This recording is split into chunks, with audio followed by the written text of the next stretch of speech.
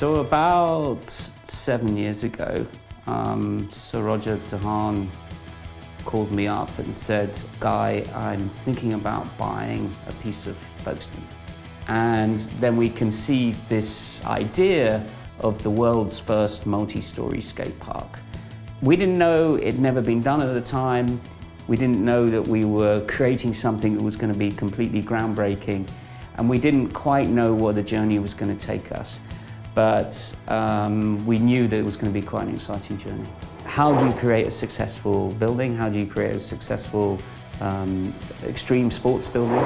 So it's just not for skate, it's for climbing wall, which will be the tallest climbing wall in the southeast of England, and also to include a boxing club as well. So what we were doing was bringing absolutely the best skate designers, climbing designers as well to this project to create an architecture that will really work for the future and create something that's going to be really quite iconic in terms of its building architecture.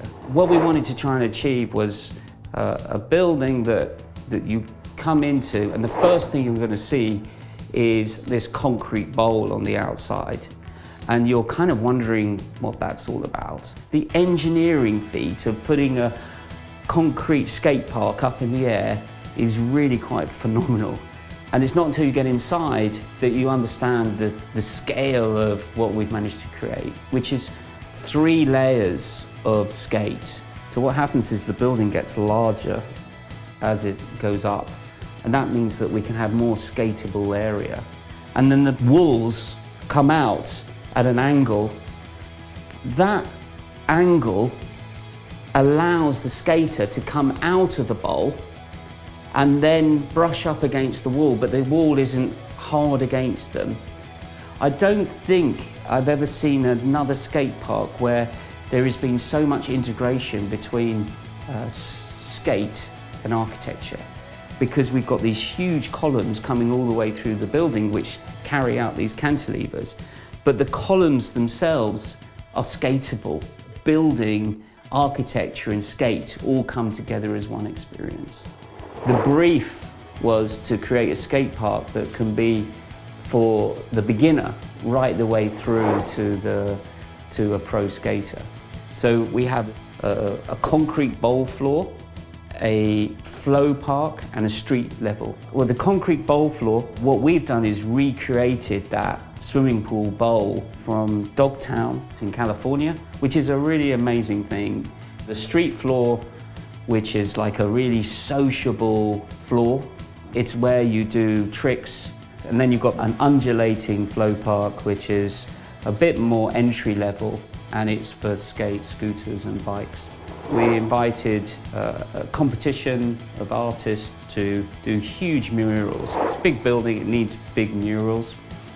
And we selected 12, I think, artists to create these pieces. They are powerful pieces of work.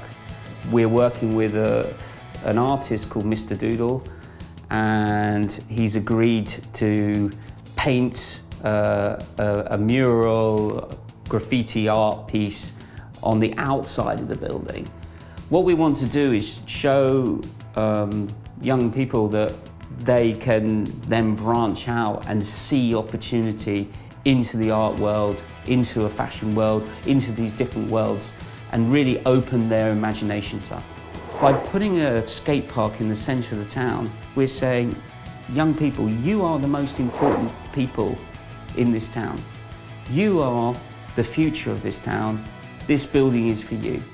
So we can have international competitions from around the world, bring the greatest skaters to Folkestone, and young people can be inspired by these skaters, but they know that they're going to be able to skate it. What we want to do is to make Folkestone a really exciting, inspiring place for young people, to create a building that is going to change young people's lives.